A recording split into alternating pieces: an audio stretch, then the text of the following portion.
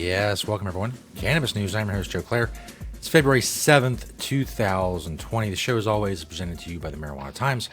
MarijuanaTimes.org is where you can find us. Click the video tab there to find the show. A lot of great articles as well, covering the cannabis community, industry, and beyond. MarijuanaTimes.org. Today, talking about medical marijuana patients in Missouri and in Illinois. And Aurora Cannabis, the founder of Aurora Cannabis, is out, another casualty of the downturn in marijuana stock prices and the ability of legal marijuana companies to do what they need to do to be successful companies. We'll talk about all that coming up. But first, of course, Cannabis News is brought to you by NatureSide, nature-side.com, and their organic all-natural pesticides grow safe and poison-free. With NatureSide, don't use harmful chemicals or banned pesticides. Be regulatory compliant in the state that you're growing in. All of these things are possible. The power of NatureSide. The power. Yes, thank you. Thank you, NatureSide, for 2 years of awesome sponsorship. Go check them out if you are in need of some organic pesticides. NatureSide, thank you. Julie Granowitz has our first story from MarijuanaTimes.org. Missouri patients can possess marijuana even if they can't buy it legally. Of course, 192 dispensaries are approved in Missouri, but they're still a few months away from them opening. So there's nearly 30,000 patients in Missouri without any way to access their medicine legally.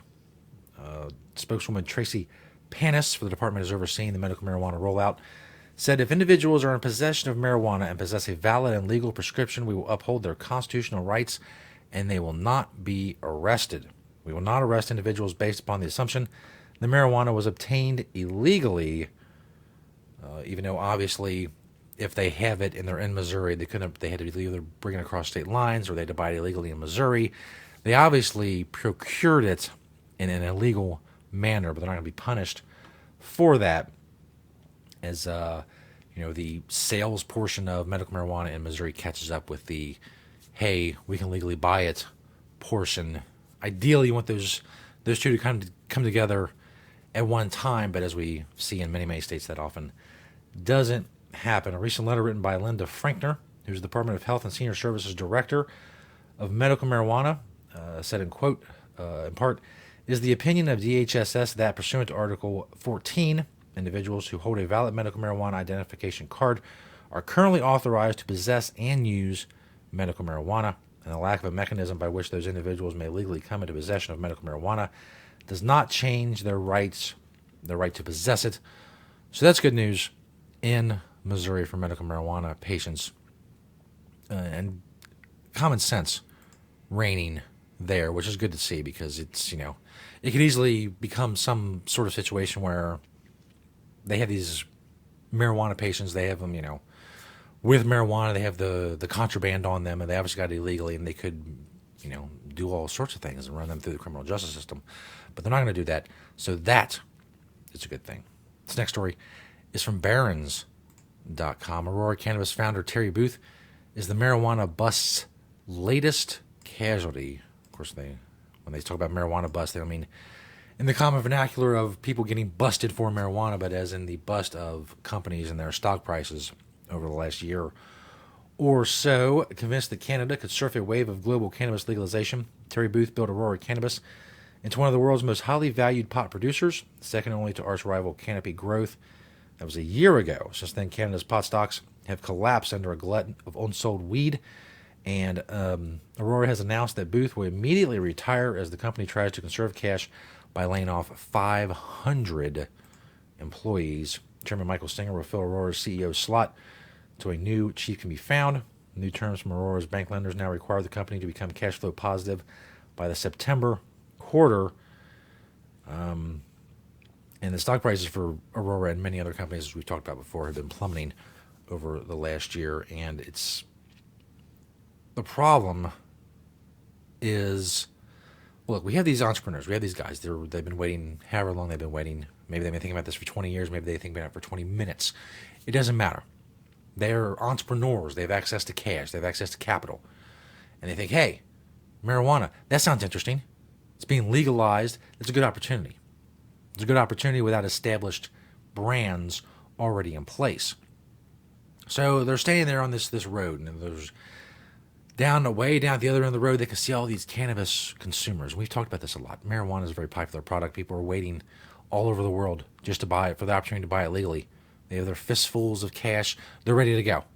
So you look down the road, you're an entrepreneur, you see all these people. All these people love marijuana. They say, hey, just get down here and sell me some marijuana. So a lot of entrepreneurs are like, hey, let me get some marijuana, let me get some licenses, let me start running down this road. But there's a problem. The problem, of course, is Mr. Government, whether it's federal, state, local, whatever. He's got his rules, his regulations, his restrictions, his taxes, his fees, which ups the cost and your ability as an entrepreneur to get down that road and sell these people marijuana. All kinds of roadblocks are thrown in your way, and it's not something that a lot of entrepreneurs at least, saw coming. They should have. I mean, the thought the government's just going to say, hey, 80 years it was illegal. Now, bro, it's legal. Just go do your thing. It's not going to happen. There's going to be, and obviously it's worse in some places than others, in California and Canada and places like that. The overhead caused by government and the restriction of opportunity and ability of these companies to sell legal cannabis is worse in some places like those, like California and Canada specifically. And I know a lot of you out there right now are saying, well, man, we need regulations, we need this, and we need that. But do we really? I mean, look, the problem with marijuana and marijuana prohibition is not the lack of regulation. It's not the lack of strangers in government or our rulers or our overseers or whoever, whatever you want to call them, telling us where and when we can buy and sell and grow and look at and smell marijuana. The problem was never we didn't have masters telling us what to do. The problem was these masters, our overlords, our rulers, were criminalizing actions that had no victims and didn't infringe on the rights of anyone else.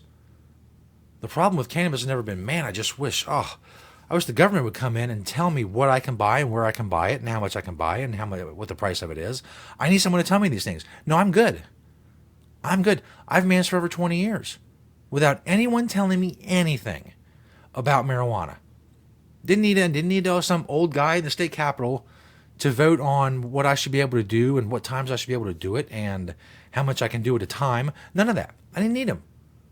Now, maybe I'm just a smart guy. Maybe most of you can't manage that, but I don't think that's the case. I like to think I'm a smart guy, but I think most people can manage buying marijuana without every government agency in their state and their locality throwing in their 2 cents and making their rules and regulations and slapping them all on top of each other. Because it's destroying the legal marijuana industry. And for what? For what? What needs to be so restricted and what do we need to be protected from? Weed? We're not talking about nuclear waste. Okay, we're talking about weed. You'll be fine if you don't have a government overseer telling you where to buy pot. You'll survive somehow. I know. It's a big thing to buy things without someone telling you what to do. But, at a certain point you become an adult and you can make these decisions on your own. And that's what I like to see when it comes to legal marijuana and what a lot of people like to see. But something we're not going to see at all. That's not going to happen. A wide open marijuana market? No. Not anywhere where government has any power whatsoever to dictate terms to their citizens. That's not going to happen. And instead of it being, well, maybe we have some regulation, but just kind of like, back it off a little bit. Even that's going to be difficult. Government's going to be, no, we need maximum rules, lawmakers and bureaucrats, maximum rules, maximum regulations. How far can we get the tax rate up before people just stop buying it altogether? Let's see. Let's jack that sucker up. Let's make licensing fees and say, well, maybe the demand in our state would take 400 stores to meet, but let's start with 20 and see how that goes. Just everything's just the nitpicking of every single aspect of this industry for a product that, when compared to pretty much any other substance on earth, is pretty benign. I'm not saying it's harmless. I know a lot of you are, marijuana is not harmless. It doesn't need to be harmless. No one ever said it was. It doesn't matter if it's not or if it is. It's not your business. If I buy marijuana from someone, if I grow some marijuana, if I sell some marijuana to someone, it is none of your business. And when I say you, it goes for all of you. All of you watching this is none of your business. None of it. What you do with marijuana is none of my business. But God, we got to find everybody's opinion on it. And what do you think? And maybe we'll get some feedback for these rules and just stop. But they won't. They won't. As I said yesterday, I guess I should be kind of grateful because it gives me something here to talk about all day. But I would rather not. I'd rather not. I'd rather do something else. They have to talk about these continuing, lingering problems with cannabis and the way cannabis consumers and entrepreneurs are treated. But here we are. And there's no way around it. I don't see any form of government, any lawmaker or bureaucrat saying, yeah, give up some power and let people just kind of like, left mostly to their own devices for buying marijuana. No, that's not going to happen. Sorry to burst your bubble if you're waiting for that. Don't hold your breath. Yes, you will. Well, you'll pass out. This last story. It's from ChicagoTribune.com. Illinois marijuana stores told to let medical patients buy more than recreational customers under new state guidelines. Exactly what I was just talking about. This is literally the state government coming in and telling stores exactly how much they have to sell and who they have to sell it to. Marijuana stores should take concrete steps to prioritize medical patients over recreational customers. State regulators said Friday cannabis dispensaries should keep one sales window open for medical patients. They may not reserve products for recreational customers. They must allow medical patients to buy up to 2.5 times any limit they set on recreational products under new state guidelines. They're literally telling these stores, you can only sell to these people this amount. If you said this amount, you got to multiply by 2.5 for these people. I can't, other than the state just coming in and selling it themselves, I don't know. I don't see where the line is. I mean, it's like I guess it's there. There is a line between, hey, this is exactly how you should sell it, and hey, we're gonna have people come in and sell it for you. But it's not much of a line, to be honest. The advisory from Illinois Department of Financial and Professional Regulation came following complaints from patients that they have not been able to get their usual specific products because of shortages caused by recreational sales, which started this year. State law has already required pot shops to prioritize medical patients and caregivers, but they had not been given these specific measures. And look, I'm not saying that medical marijuana patients aren't important. And, obviously they were in the system first and maybe they deserve prioritization, and that's fine. But this, and it says right here, the shortages caused by recreational sales. The shortages are not caused by recreational sales. The shortages are caused by not enough marijuana being allowed to be grown and sold. That's it. That's the roadblock to people buying marijuana. The government is in the way of the selling, or the growing and the selling of it, and putting restrictions on that. So that's where the disconnect is. So government caused the problem. They're going to come in and fix it by giving more rules to these stores and telling them exactly who they can sell to and how much they can sell. Which, like I said, is just a short step from, hey, the government just sells weed. I mean, what are these people here for? They're here to carry out the dictates of lawmakers. And again, yes, medical marijuana patients were there first. They have, illnesses, and for them to be screwed is not an ideal situation. It's not what we're looking for. But that's not the fault of marijuana or recreational sales being started. That's the fault of the restrictions on how much marijuana can be grown and sold, and under what circumstances it can be grown and sold. And there's this lag between all these rules and regulations being put in place and supply getting out there, and it's going to take a while to ramp up the demand because demand's already, obviously, it's been around for a long time, and supply needs to come up and meet it. And the quicker that happens, the better it is, but the more roadblocks are thrown in the way, the slower that's going to go.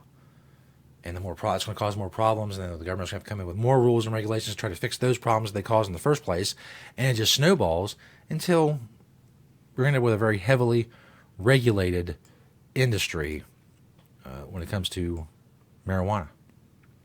And it's all unnecessary. It's just weed. I mean, I don't mean to sound cliche, but, well, actually, I guess I kind of do. It's weed.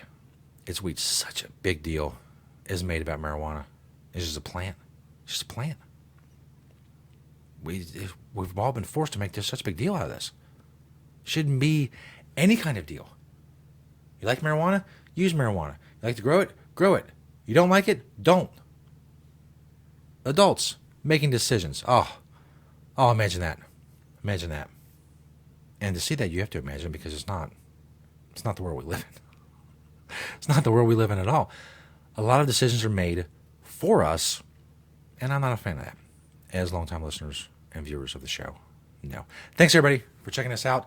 It's the weekend. Go enjoy your weekend. Be safe. We're here 5 days a week on Cannabis News. Find us at marijuanatimes.org. Search the Marijuana Times on YouTube.